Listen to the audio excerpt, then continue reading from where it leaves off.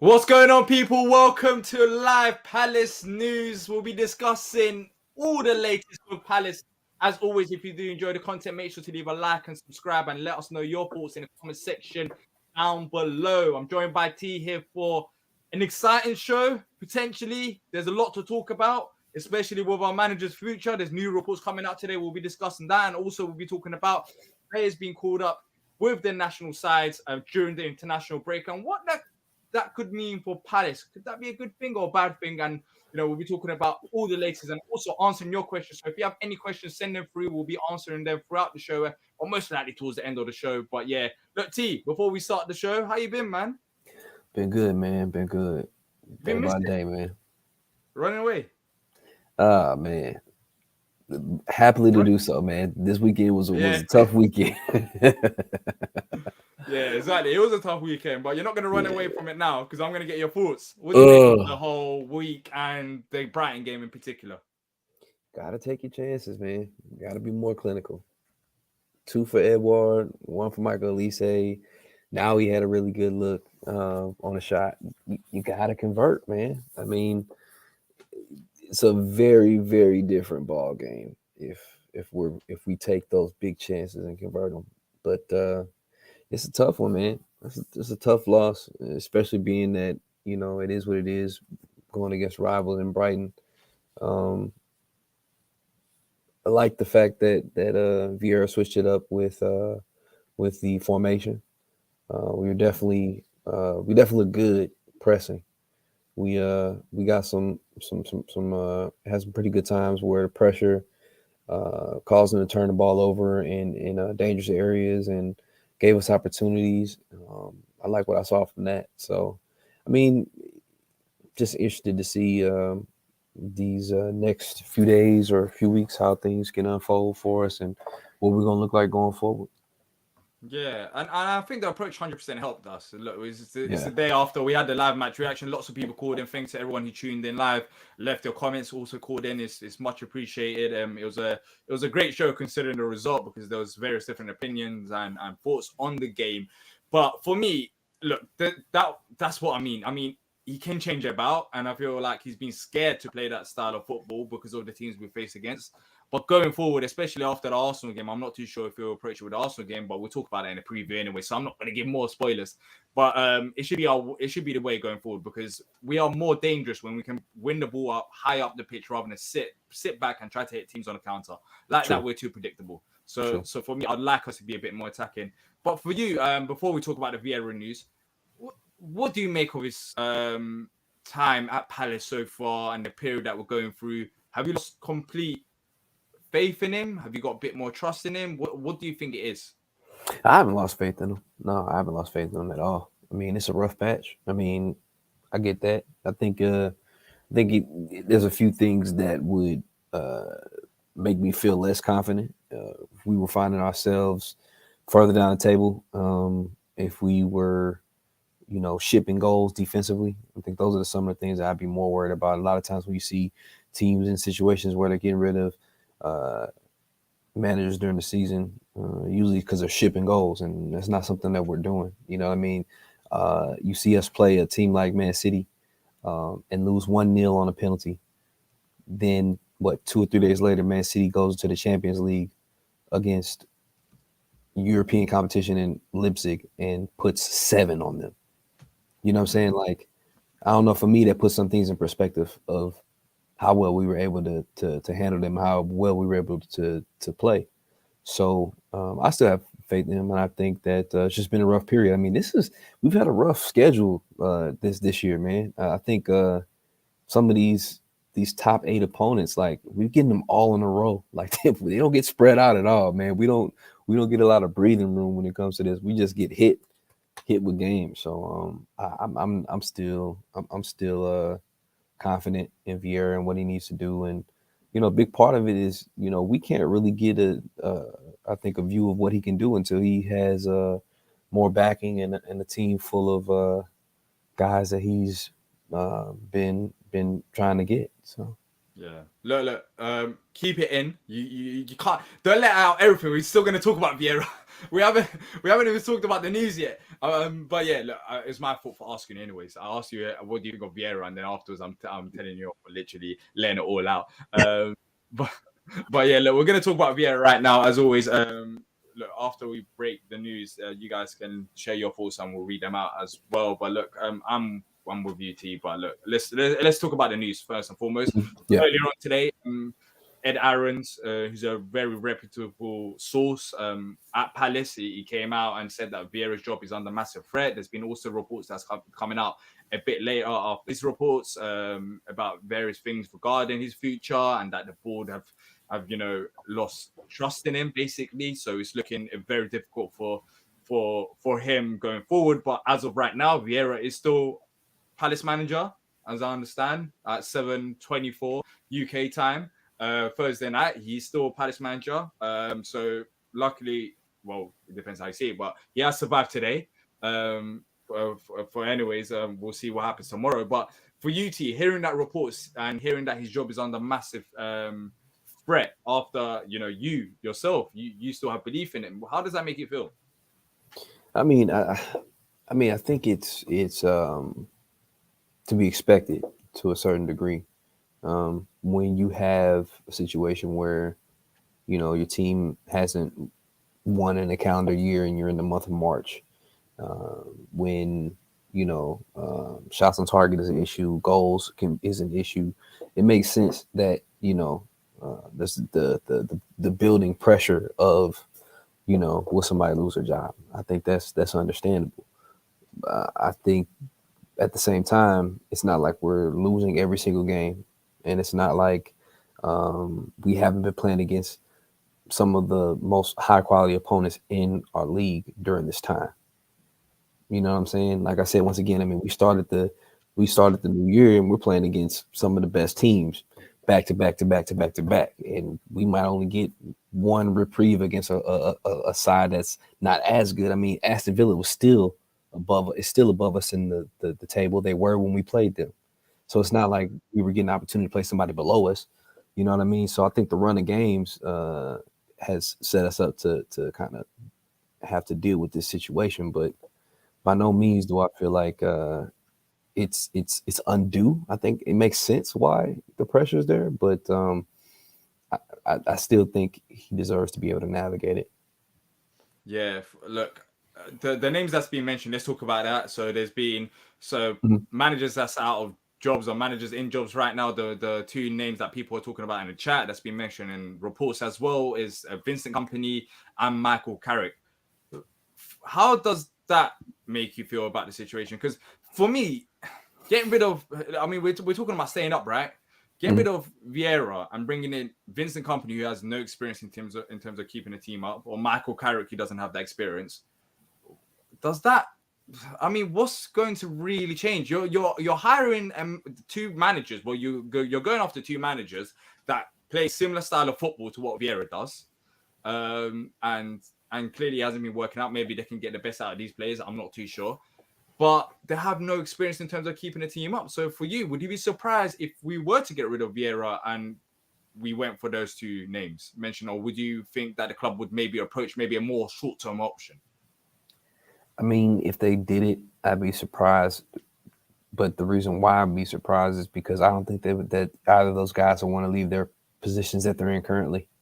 And I think part of it is because of what you just talked about. You know what I'm saying? They've never had to navigate a possible relegation battle in doing something like that. They are, not as experienced. So I think both of them right now are in really good situations where they probably wouldn't want to leave.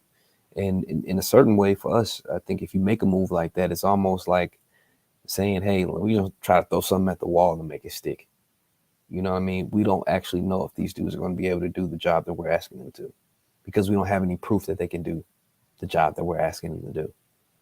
So therefore, it's kind of like, it's just like, hey, let's just see. Let's just hope that they can do it. You know what I mean? And I don't think that's good. That's not a smart move from the leadership of a professional. And also, let's be realistic. I don't know why Vincent Kompany would leave Burnley right now. They're 100% sure to move up. And Carrick's fighting Middlesbrough, to get up. to come to Palace. I mean, if we were showing ambition this season, then maybe they could say, you know what, Burnley, there's a ceiling. We're not going to spend as much as Palace, and I could move to Palace and I could get more and better players. Then I understand it. But we show no ambition to Patrick Vieira. So if you're an exciting young manager that's coming to Palace, you're looking at Vieira still. He had a very good first season. Second season hasn't gone well, but you also haven't backed him. So how do I know that you're not going to do the same with me? Why haven't you backed him after a good season? If I have a good season here, are you going to, not back me as well if we want to push on? Like, what's the ambitions of the football club? If you want to hire a young, exciting manager into this job, you have to show more ambition. And we haven't shown that this season. So why would these young, exciting managers want to come to Palace whilst they're already in a successful job, doing well, on a verge of promotion? And as it stands right now, if we make no signings in the summer, I don't care if it's Vieira, I don't care if it's company, I don't care if it's Pep Guardiola, we're getting relegated. That I honestly believe that. I believe that if we don't make enough signings in the summer, we're getting relegated. We're pushing our luck as it is right now in terms of trying to get the best out of these players. And as the years go by, some of these players that we haven't got rid of yet or haven't replaced or haven't improved, they're getting older. They're only going to get worse. So we need to have a massive summer to keep this club out of the relegation fold. Who on earth thought we would be saying this after the season that we had last season? But that's what happens. If you take no steps forward in the Premier League, naturally, you won't stand still. You'll take a step back because other teams around you are improving.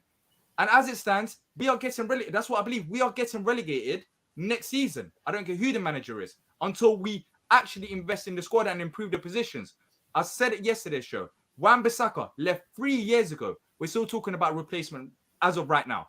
Yep. We got rid of Conor Gallagher. We only brought in a replacement in January, and that was a low move. I'm not saying Lukonga is a bad signing, but that was a low move, and it's not even the type of player that Gallagher is in terms of a number 8. Lukonga, I wouldn't say he's an attacking threat as much as Gallagher was. He helps us 100%. Don't get me wrong. He's not an attacking threat. He's not a pressing threat. He's not anything like Conor Gallagher. And we got rid of Benteke, which lots of people laugh about Benteke, but he still had goal contributions last season, and we lost striker depth.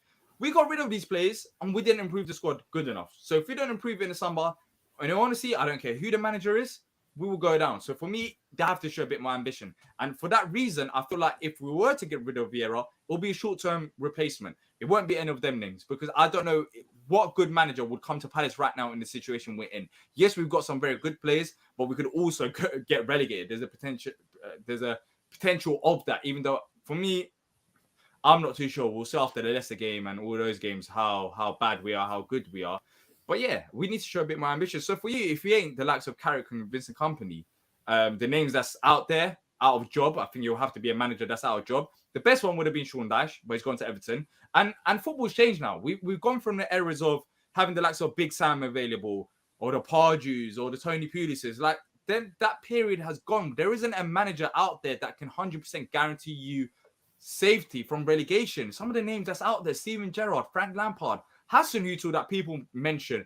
I mean, Hasenhuttl got sacked by Southampton because they were walking, not sleepwalking. Two of the three the guys you just mentioned were on their way to being relegated. Exactly. Who else is out there that I haven't mentioned? There are managers out there, but they don't give me any more confidence than Vieira does in terms of keeping us up. Nah. The one man is Sean Dyche, but he's out. He's in a job right now. We're not getting Dyche. So for me, why would we make changes for 10 games to go and bring in a manager that doesn't know these players, that has to settle in? I think that's more risky. At least Vieira knows the players. And as you said, we managed to pick up results against tougher opponents, even against the likes of City. If it wasn't for that penalty, we're coming with a clean sheet against one of the best attacking sides in the whole world. Forget about Europe. They're incredible. They're an incredible side. They got the best forward. We was on a verge of a clean sheet. Well, that was due to Elise's mistake. Mm-hmm. So for me, I feel like with Vieira, yes, we're not scoring goals, and that is worrying. I 100% understand that. But there is an element to our game right now that could potentially keep us up and could get us points, especially against sides that's in and around us. Now, if we get rid of that element and bring in a whole new manager, we might struggle to score goals as well as struggle defensively. It could go completely worse than it is going right now. We could end up losing 2-3-0 with no goal threat and no defensive structure. So for me, it's very risky. But Let us know what you guys think in the comment section down below. As always, if you're enjoying the show, make sure to leave a like and subscribe. Let's keep the channel growing. But yeah, look, let me ask you this: that if it was, let's say, Enhasu and Huto or Gerrard or Lampard's or Dean Smith's, would you be convinced that we would stay up with those managers? No, not at all. Not at all. But they got a bit more Premier League. But they got a bit more Premier League experience. But does Lampard really have that much more? Does Steven Gerrard really have that much more, or a track record of success? Hassan Hutul, like I don't. First of all, I don't feel like we have a better chance with any of them over where we are right now with Patrick Vieira. Let's be quite honest. The other thing that a lot of people aren't talking about when it comes to keeping somebody like Patrick Vieira in position and allowing him to hopefully get us out of this situation and avoid relegation is the fact that if you avoid relegation, you make it to the summer, you have a manager that has a magnetic pull that few other managers have. And that gives us something that we really don't have otherwise. You know what I'm saying? The ability for him to help us bring in talent, what players want in trying to play for a manager. You know what I mean? That helps us out massively as a smaller club, having a manager that has pull to get players in. So that's another thing you really got to take into account that I don't feel like a lot of people are talking about. Yeah, 100%. Look, let's read through some of the comments and hear what the people are saying. We can't score more than one goal, which is a problem. Says Sosa. Martin says, look at who Palace have played this year, not one side struggling for form, but that completely changes after we play Arsenal. That's very true, Do you think Martin. it's a case very of true. If he doesn't get sacked this weekend or before the Arsenal game, do you think it's a case of they might keep him for the Leicester game? Or if it's another defeat against Arsenal, do you think he'll get sacked? How do you think they'll approach this? I think the smartest approach is to give him the opportunity to play against those sides that are in and around us, to give us the opportunity to get some points, to get some wins, to see how we perform in those situations. I think that's the fairest situation because, like I said, you think about the run of games that we've had, that we had right before the World Cup break, and then this run of games that we're in right now, man, like, they're pretty crazy, like 5-6 game stretches where we're playing against nothing but top 6, top 8 teams. You know what I mean? And a lot of times, and in a lot of those matches, we're not losing them. A lot of them were draws. But then even in the ones that we did lose, we're competing. It may be one goal given, things like that. So we're really stout defensively and resolute defensively. So I feel like they should give them an opportunity to just play those teams that are closer to being in and around us and see how that goes. Yeah. All right. Let me ask you this: if you lose against Leicester, would that change your opinion as well, or do you want to see like a run of games because we've got Leeds coming up as well? I think if you lose against Leicester, it's almost like if we're kind of like, to use a baseball reference, how many strikes we're looking at, you know what I'm saying? Like maybe Leicester is strike 2, and then you maybe have one other occasion to show we can do something, you know what I mean? But, sometimes, and we have to understand, winning, losing, drawing is subjective in certain ways, you know what I'm saying? Like it can be a ton of reasons why we end up losing a match, and it may end up being, well, hey, we did lose that one, but I don't think this one doesn't come down to the manager, you know what I mean? Or we drew that one doesn't. So I think the way in which the matches go too plays a part in the outlook of how things go. So yeah. Nick says, as an outsider looking in, the chance to change has long gone. I agree. I don't think there's enough games or enough time to have an impact like that. And yeah, that's why I think, anyways, that's my opinion. Bloom Slang says, Hodgson won't be back. He was awful at Watford. Those years with us were lightning in a bottle, and I can't do it again. I don't know why would Roy Hodgson come back to Palace, 1, and 2. We'll put Roy in the grave if he comes back. It's not working out. I'm telling you now. I don't think it's working out if you get rid of Vieira to bring in Roy Hodgson. If we lose to Arsenal, which we will, he'll be sacked. That's what Ryan thinks. Colin says, I've said that too, that the players have come to us because of PV, not just because of Palace. I've said that too. Yeah, I've said it a few times as well. I don't know why people think we've got this massive pool acting like we can do it without Vieira. These players are coming because of Vieira. If we don't have Patrick Vieira, you're not getting checked, Corey. You're not. Yeah. You're not getting a guy exactly. like him. You're not. I'm telling you, these players are coming because of Vieira. And by the way, do you think he has lost the dressing room? Because there's been lots of comments about that.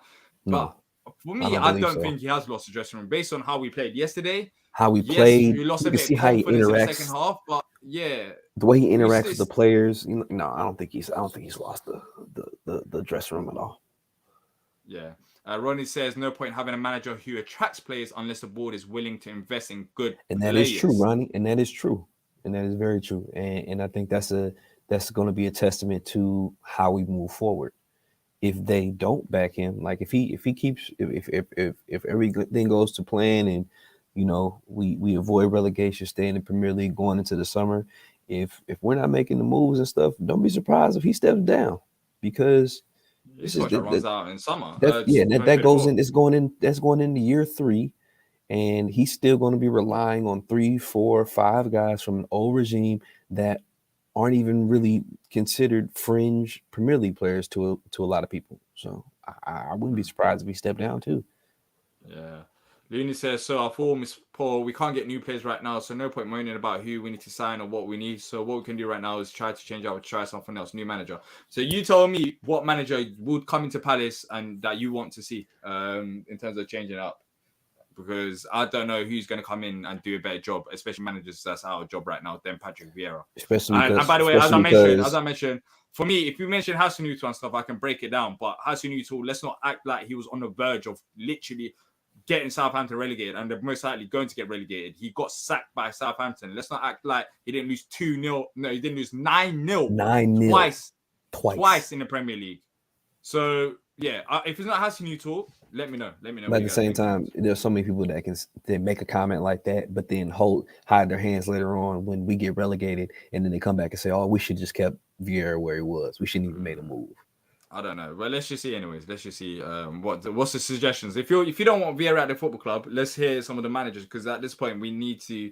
It'll be good to hear names, because some of the names that I've heard, it just doesn't make any sense. It just doesn't. I feel like it could get even worse, our situation than this. Despite us not winning games, I feel like it could get worse.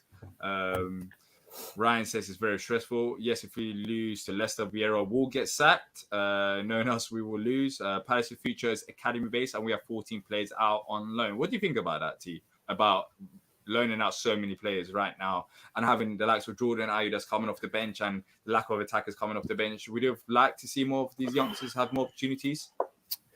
I don't know, man. I feel like they can go both ways. I mean, the thing about it is you put all those young guys out on loan because you want to get them the experience so that hopefully they can step into the first team and make a difference. You know what I mean? A lot of them that are out on loan aren't ready for the Premier League, hands down. We know that. You know, I think we're talking about some of these academy guys, there's only maybe 1 or 2 that could possibly make the jump, and that's not even something that's like a surefire type of thing. So I think having those guys out alone should be working in our favor very soon here, you know, with hopefully being able to bring them into the fold in the first team, or, you know, seeing them go elsewhere. So as I asked about the new manager, Looney replied with, I'd rather have Ocean Roberts temporarily until we find a new manager. I mean, I don't know. Of course, you have your own opinion, but there's 2 things about that. Ocean Roberts is working with Vieira right now. What's going to change if you get rid of Vieira? Ocean Roberts' ideas are being funneled through PV. Like, you're probably not gonna see nothing that drastic change. I don't understand. I mean, why? I personally, I don't understand it. That's why I want explanation. It's not like I'm saying you're wrong or you're right. I'm just saying I don't understand the view. I don't understand the view of getting rid of Vieira, keeping the second man. That's literally, you can see how connected they are, that they work together. So clearly nothing's going to change there. and then we're waiting to find a new manager. Ain't that even worse? We're going to be without a manager. We're going to be stuck with Vieira's number 2 until we find a new manager. Like, we're literally walking into relegation. I don't know how that helps our situation. If that's the case, why not keep Vieira? If you want to keep Ocean and Roberts around, if you get rid of Vieira, you might as well get rid of all of them because clearly it ain't working. So why would you keep Vieira's second man and wait for a new manager? Who would that new manager be? Like, what's the names? I want to hear some names. Who's that new manager could be? I'm not hearing any names. I've seen Jimmy Floyd, Hasselbank. I mean, what? Are we getting trolled? I feel like I'm getting, like, I honestly, I'm trying to, but Hasselbank to keep us up. I know somebody was talking about. Bring in Hasselbank. I've seen people online talking about the manager from Stade Reims over in France, and it's like the 30-year-old guy. And it's like, well, they're also paying $22,000, 22,000 euros per match because he's not even certified. First of all, I mean, why would do you get? I feel like people don't realize the type of football club that we are right now. Like, I'm telling you, if let's say T. You're walking into a new job, you're applying for a job, and you're looking at this job. Hold up, this workplace doesn't really treat its employees that great. I mean, they treat them well at the start, then afterwards they fade away. They haven't really shown ambition. I don't know how I can develop myself in this role based on the previous managers there. So why would Will still? I mean, he probably would. Actually, to be fair, he probably would because he'll come back to the Premier League and it's a good opportunity. But even that, like. They're like 15 games unbeaten right now, 20 games unbeaten. Why would they leave that right now and come to Palace? And then come to Palace. And then here's this. Why would Palace bring this guy in with the chance of being relegated? So we're going to bring him in. What happens? Worst case scenario, we get relegated. We go down to the championship. And while that's all happening, we paid this exorbitant amount of money per game to front this guy not having his certification only for us to get relegated. So now we've put out hundreds of thousands of dollars because he's not certified. And then we got relegated. But all right, look, there's a Looney reply saying because you're given the chance to do things and taking the hell his way, he's not in a position to override Vieira. But what makes you think that Ocean Roberts would even be a good manager? Like, where are we getting this theory from? We're on the verge of we're fighting a relegation battle, and we're talking about getting rid of Vieira and bringing in Ocean Roberts and letting him have the helm. Like, I'm lost for words. Like, why? Why would you get rid of him and bring in his second man, let him take part of the job? What do we know about Ocean Roberts? Let's not lie. What do we know about him? What do we know about what he exactly does? Whether he might be the reason we're in this position. Maybe he's telling Vieira the wrong things. that could very well be it too. Like, why are we acting like Ocean Roberts is going to keep us up and Patrick Vieira is that bad? I'm telling you now, Vieira, as much as people dislike him, he's got the players on his side. So if we get rid of him and keep his second man, I don't know if his second man is getting respected as Patrick Vieira. As mad as it might sound, I know we haven't won a game, but you can tell from me anyways how we played yesterday. The players are on his side. I know we haven't got a win, but they're still listening to him. You can tell by the way that we approach the game tactically. Yeah, because part of it, I think part of it for the players, man, they probably feel like it ain't on the manager, man. We're not winning matches because we're not scoring goals. Like, how can a player, like if I'm any of those players, if I'm Michael Elise, if I'm Otson Edouard, if I'm Ahamada, after the chances I had to score a goal, the opportunities I had to put us in the lead, how can I turn around and blame my manager for us not getting a decision? How can I not trust in him and what he had for us as a plan? Because what he set out for us to do gave us opportunities to score and to win the match. We didn't convert them. So if I'm playing for Patrick Vieira, I'm mad at myself because we went out, we had a game plan, we followed said game plan and had opportunities to win the game. But when it came down to it, we didn't do what we were supposed to do to take the win. That's part of accountability as a player too. But of course, as a coach, it's going to fall on him. The coach is going to take the blame. He's going to take the heat. That's how sports work. That's how athletics work. But if I'm Michael Elise, I'm like, no, dude. I was 1-on-1 with their goalkeeper. I should have scored. I If mean, I yesterday said we create Edward, chances. I had a free header. I didn't even put it on goal. That's my fault. Mick McCarthy. Now we're getting trolled, man. I'm not gonna. Some of these manager names, I'm not gonna even read them out at this point. Mick McCarthy. You want to get rid of Patrick Vieira? Sorry, I can't even give a straight face. I'm bringing Mick McCarthy. What? No, I feel like.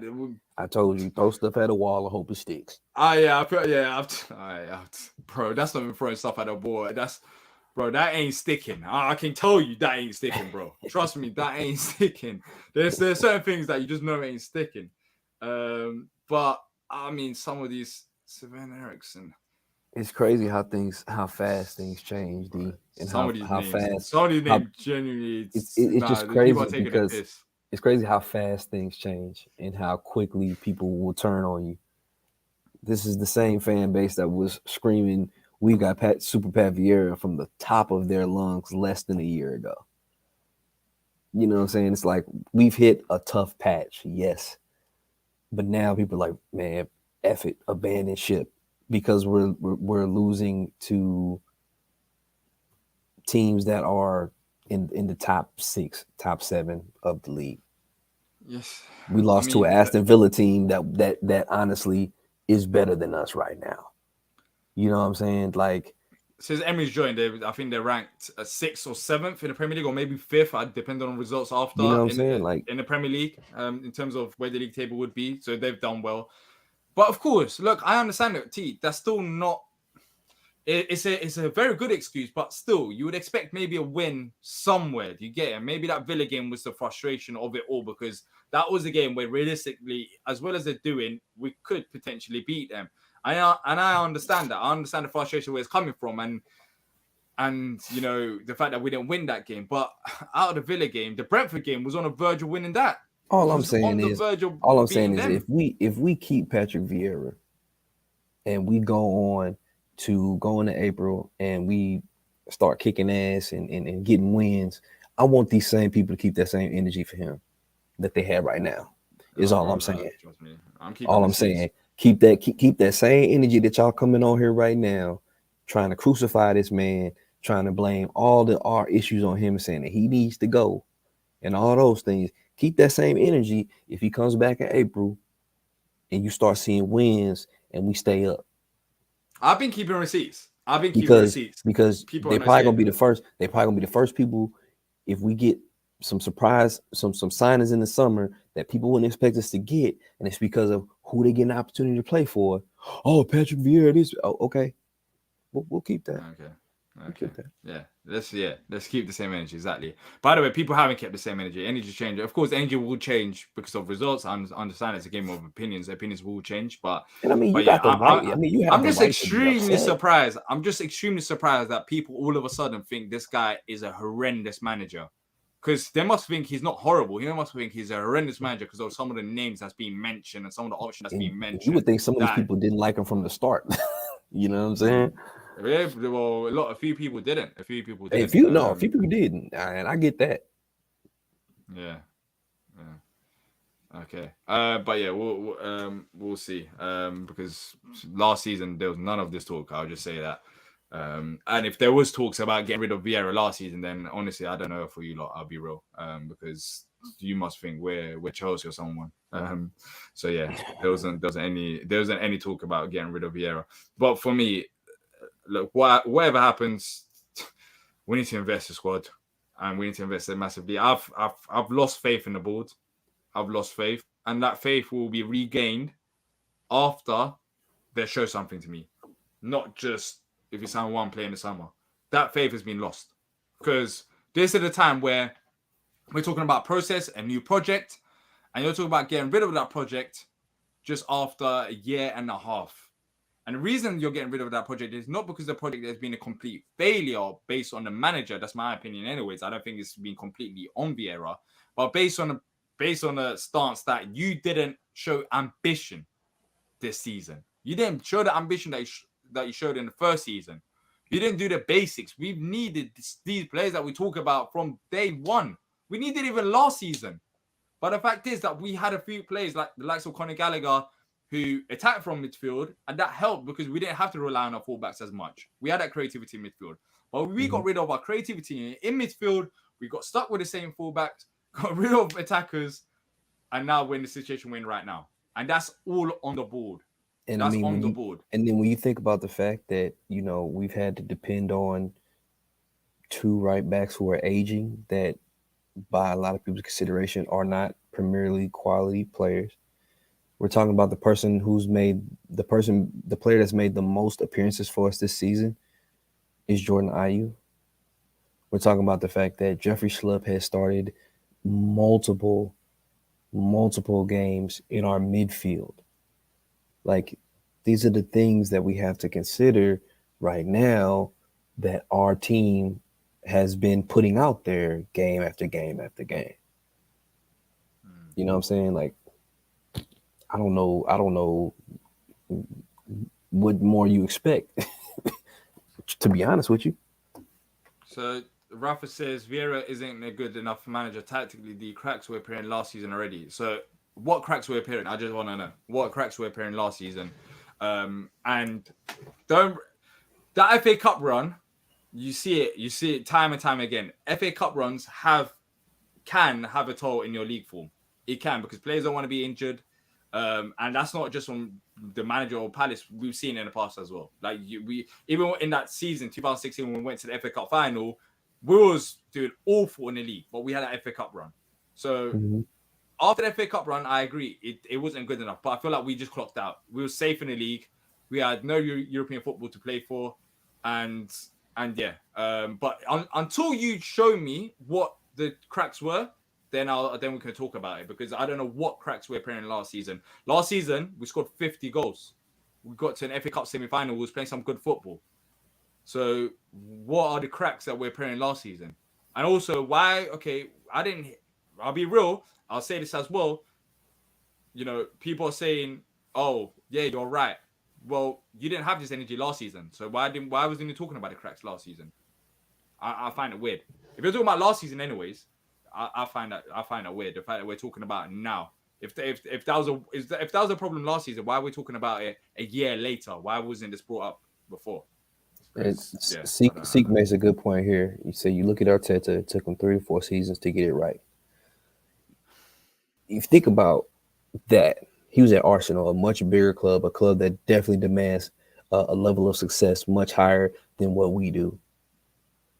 They gave him that opportunity. He was under a lot of scrutiny, a lot of people wanted him out, and look what he was able to do, or where he's able to have his team with the requisite amount of time and the ability to get guys in that he needs or that he wants in his team. You know what I'm saying? Like, it's a big difference. You know what I'm saying? Like, I don't know. Yeah. Just a point. Yeah. Arteta is a bit different because, of course, Arsenal much bigger club, bigger resources as well. Yeah, but at the same time, he had, but more stress too, and probably a less of a leash to have the success you need to have. Like, you know, a lot of bigger clubs, they'll get rid of you quick. I mean, look at, you know, Chelsea throw guys on the street quick. You know what I mean? Like. So we're talking about last season when we was getting annoyed about the inconsistency. I've given up 3 points in the last minute of the game so many times, and Dee, you were one of them. 100% I was one of them. But what did you expect? Vieira to join in, and all of a sudden we're going to be top 7 club. There's going to be no weaknesses. There was also problems about set pieces that we're talking about, but as the season went on, we improved on that. I mean, it was his first season. I honestly don't know what to say anymore. I don't know what to say anymore. We gave up 3 points in the last minute of the game. Yes, there were problems in Vieira's first season. You didn't expect problems in Vieira's first season. Did we all expect it to go perfectly well? I don't know. Fair enough. Look, it's frustrating because we're talking about problems as if there shouldn't be any problems in a manager's first season with a whole new squad. I don't know. But yeah, the fans need to be singing all game, not just the ultras. Everyone needs to get behind the team. Exactly. Soho stinks. The atmosphere stinks in general. I think that's reflected based on the performance on the pitch. That's what I'll say. the performance has been just poor, and it's truly reflecting.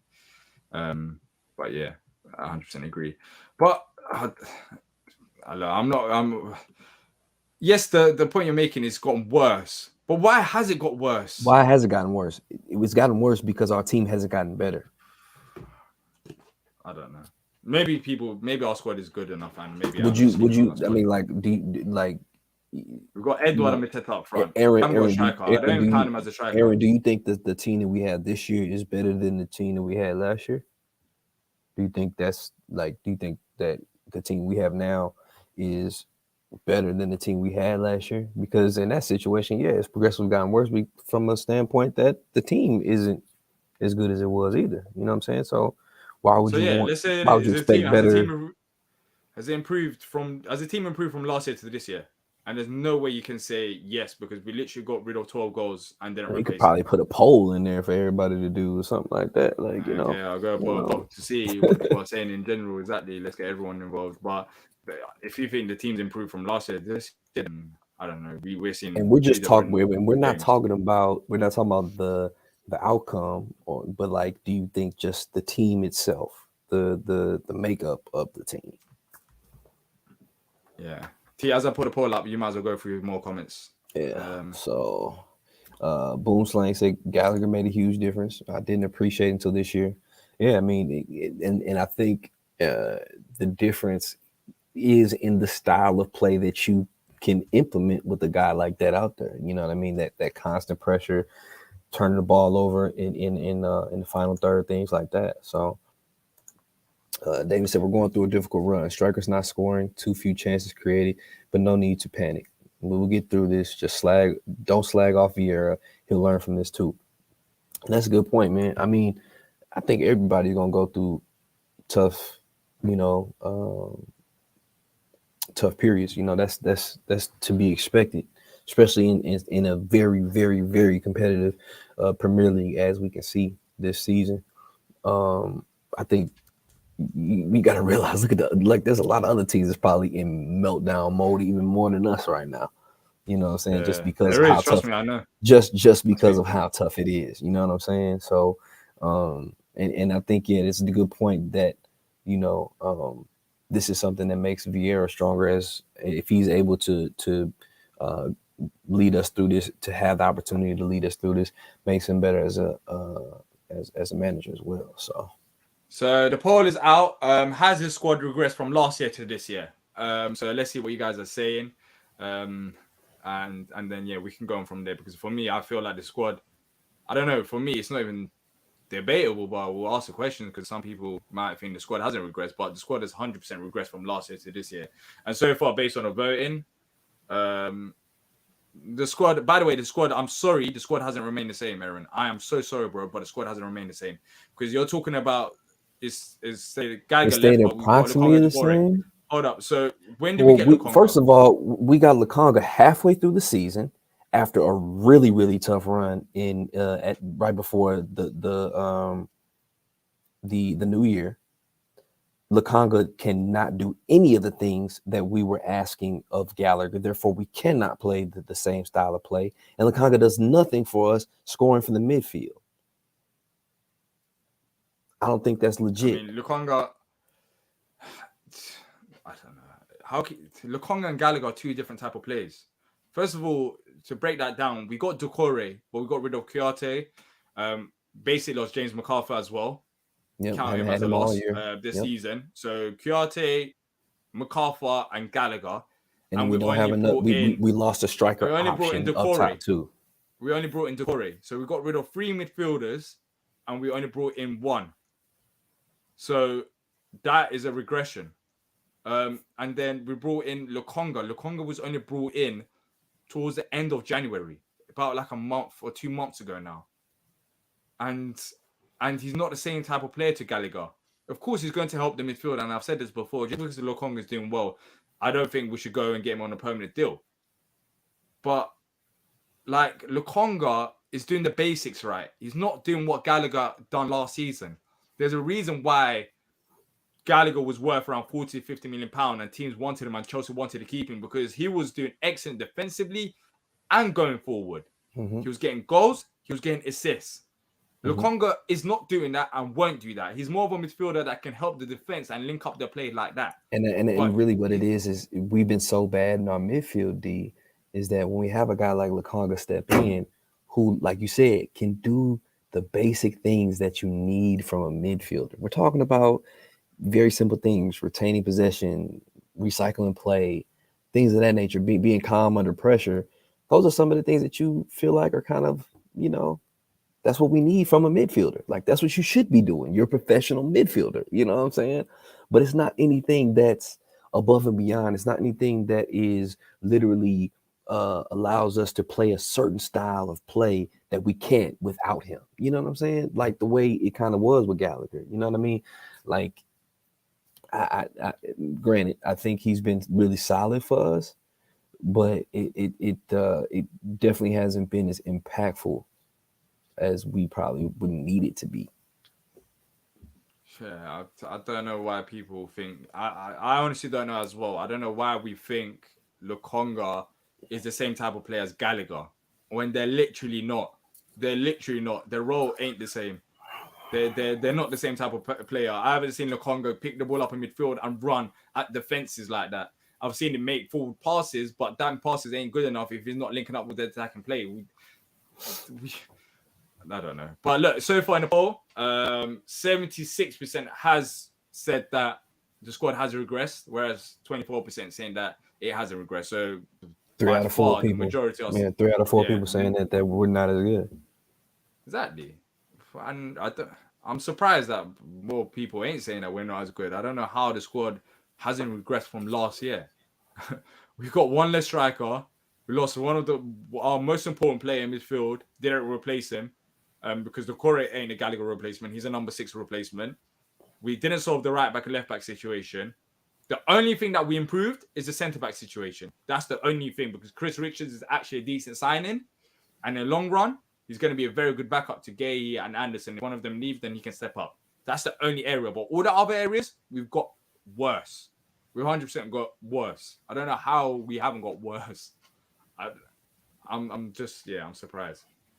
But yeah, let's read through some more comments, and then we're gonna wrap it up because we got another show to record. Talking about the Arsenal game. But yeah, there's talks about there's talks about giving him potentially after the Arsenal game, so they might decide next week. So I mean, if you're going to sack him, you might as well just sack him now. I don't know how you can judge it based on the Arsenal game, and who's really expecting anything against Arsenal right now? They're top of the league. So yeah, that'll be interesting anyways. Yeah, why would you sack him and have to have your brand new coach go up against the number 1 team like in his first match? Like, you know what I'm saying, this is stuff like, nah. I don't know. They would have done it. I think if they were going to do it, they would have done it already. Yeah, but so far, the polls are still up open, and you guys can vote. But so far, by far, the majority are saying the squad has regressed, and that's not surprising by any means, because it has regressed. There's no way the squad has stayed the same from last season to this season. And by the way, talking about the Brighton game, if we had a half-decent striker that could finish chances, we're 1, or even Elise that finished chances, we're 2 goals up. Now we had an unbelievable I'm not look saying the 90-minute performance was good enough. I'm not saying that. But we created chances. In the second half, yes, we did drop off. But one of the reasons I never thought about till I spoke with Patrick, one of the reasons why we potentially did drop off is maybe the Core going off at halftime. Because he was having a very good game. Yeah, you got a different way of playing. You know what I'm saying? Different style of play. Because when Eze came on, he wasn't. I mean, it's just Eze and Schlupp. They were out of the game. They weren't contributing that much going forward. So we created chances. We created chances. We limited their chances. We had a better XG in the game, and yes, we lost the game. But they literally, I think they only had like 1 shot on target. And if you think about it, D, part of the reason why we didn't play as well in the second half is because we started to force it. We started to hunt a goal because we were down. You know what I'm saying? Naturally, when you're trying to hunt it, like, yeah, you might not play as well. You might, give up possession a little bit more often because you're trying to make, risky plays, risky passes, trying to get forward, trying to score goals. You know what I'm saying? So it makes sense that we had some struggles in the second half because we were trying to play from behind. It's never easy. You know what I'm saying? Had we converted some of those opportunities early on, the whole complexion of the game would have been different. You know what I mean? Like, you don't take into account how the game plays out if you score those goals. You know what I mean? You have to finish your chances. I don't know what. Yeah, The second half, facts. we should have created more chances, but in the first half, and there was some very good. It's not just half-hearted chances. There were some very good chances that we should have finished. Like we just should have finished, and you could see the frustration on Vieira's face as well. There's a comment here that I wanted to bring up. Big C says PV's been charged 18 months now, spent roughly 120 million pounds. Can we really say he's not had some backing to a degree? Okay, so let's break this down. When you talk about numbers, yes, it does seem like he's had this amazing backing. But in the first season that Vieira joined, we got rid of about how many players? About 10 to 12 players. So we got rid of so many players. And despite that, we still needed players. This squad has lacked investment, proper investment for a while. And also, I don't know about 120 million. I don't know where we got that. That sounds like a lot. It sounds like a lot. Exactly. It sounds like a lot. But saying that, we still need players. So what does that say about our team? The fact that we spent that much money, and even if it's not Vieira, we still need players desperately. That right-hand side yesterday, when Elise went off, absolutely stinks. Ayew and Nathaniel Klein as our right-hand side. That stinks. The fact that we don't have a backup left-back. The fact that we still don't have a striker.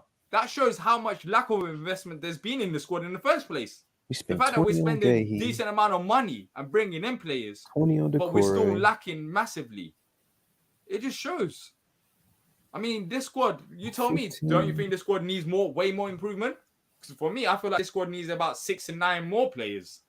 Or at least 6. All right, I'll say at least 5 to 8. At least 5 to 8 players, if we're talking about being serious. We need 2 new right backs. We need a backup left back. Depending on who stays or leaves, we might need another centre half. We need another striker. We need a backup left winger. We need probably, I don't know, maybe Hamada can play that role. I don't know if he can be the number 10, but we probably need another 10 if Hamada plays as number 8. Like, we need so many more players. So many more. Because our squad depth ain't there. Like, we've got some very good players, but as a squad, it's just not good enough. What you searching up them figures? See. Searching up the figures. I'm looking. I'm just trying because that just sounds wild to me, man.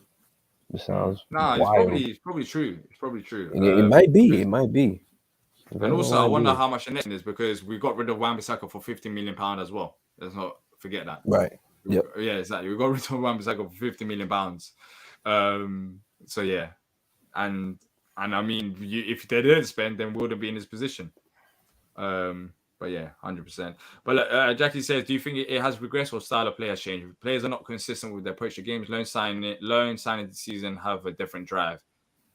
Okay, so the style of play up until the New Year's, it was pretty much the same, but it wasn't working out. The reason why it wasn't working out is because, for me anyways, let me know what you think, T, and you guys think in the comment section, is because the lack of midfield presence. We had Jeffrey Schlupp playing the Conor Gallagher role, and we're just getting outrun in midfield. It was open defensively because the pressing wasn't working. So the style of play did change after New Year's, and he had to change it because if he kept it the same, remember, Congo didn't join until end of the month. Right. If it didn't change, we'd get absolutely battered all these games. So he went more defensive. So for me, he had to change the style of play. But saying that, he has to revert back to the old system now because we have to start scoring goals. We have to go take more risks. But I understand his approach before. But yes, I do think the squad has 100% regressed. Yes, I do think he has regressed. Because as I mentioned, some of the players that we got rid of, forget about even getting players that's rid of. On top of that, we still didn't improve the areas that we needed to improve. So naturally, I think it has regressed as well. But for UT, what do you think it is? I think it has been a natural regression in a lot of ways. And I just really feel like it hasn't been enough of us filling in true areas of need for us in a lot of ways. I mean, I'm just sitting there looking at some of the moves that we made. I mean, the most expensive midfield addition that we made prior to getting Hamada this January was Will Hughes for $6 million. So it's like, we didn't necessarily make the additions that we needed to in certain ways. You know, like we talked about, no right backs, no left backs. You know, looking at that 120 million, you know, a chunk of that went to Mateta in January of last year, which, you know, I know you've talked about in the past as being something that you wish we didn't do, and all those things too. So, you know, I think a lot more needed to be done. You know, and yeah, we regret. I mean, 2022-23 so far, we've only paid for 3 players. Everything else has been like free transfers or loan stuff. So Exactly. And the reason then for why I cut them slack is because we had Hodgson as manager, and you didn't want to spend massively on Hodgson, save that money and spend it on a right manager after Hodgson. But saying that, yes, we did spend it the summer after Hodgson, but then again, we went back to our usual ways. So nothing in theory has changed. We had one good summer. I'm not saying we should spend £80 million. That's not what I'm saying. But what I'm saying is you'd like to see a bit more improvements than we've done this whole season. We didn't spend in the summer. So I said, all right, cool. We'll wait to January. But I backed the board as much as I can, and people were on their case in the summer. And I was like, let's just wait. Let's just wait to see what happens in January. There's no point in rushing signings.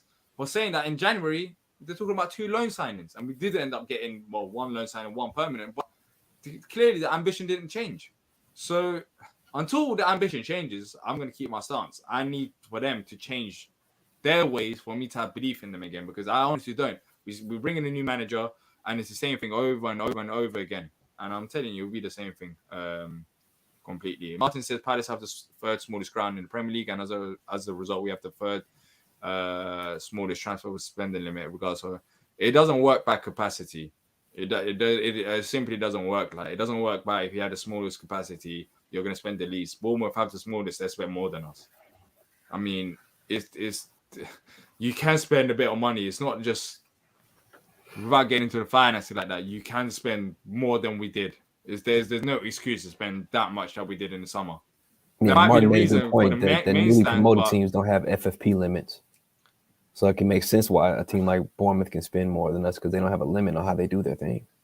okay, but what are we saying that that's the reason? Is that what we're saying?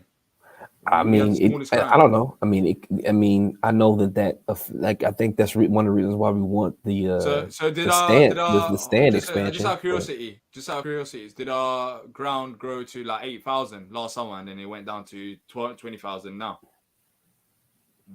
What we spent about 120 million people talking about, or 80 million pound. So how did it go from 80 million pound to spending the least? Oh, that's what you mean. Okay, yeah, right. Did our ground? Is our ground? I don't know. Am I missing? Like, do we go to 50,000 capacity to 19,000? It's not just based on the ground capacity. It's definitely not. But I understand it. It's depends on the income, but then you think I'm about pretty it, sure like, our income didn't drop that badly for us to be in the situation where we had to spend the least amount of money. and I'm Why sitting would there our thinking income about the drop so fact. much? We had a good season. Our income should Well, I'm have sitting went there thinking up. about the fact that, like, oh, you know, Vieira got 120 million to spend. You know, this, and it's like, man, some people spend 120 million on one guy. Yeah, You know, like, if you put certain things in perspective, man, like, I'm just saying, exactly.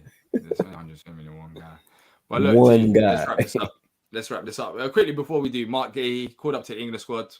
I'm happy for him because he's been Very one of much our better players this season, and maybe it helps him as well clear out his mind, go away international break, and be around, you know, better squad and different style of play. Maybe it helps like that, and also with our other players as well. Maybe, you know, the international break can help out like that. But let's hope he doesn't get injured. Yeah, absolutely. We wouldn't want that. Yeah, exactly. That'll be the last thing. That'll be the last thing. Commanders is gone as well in international break. So imagine we come back with both our players, well, most important players, out injured. That would be, so typical Palace going into Leicester game.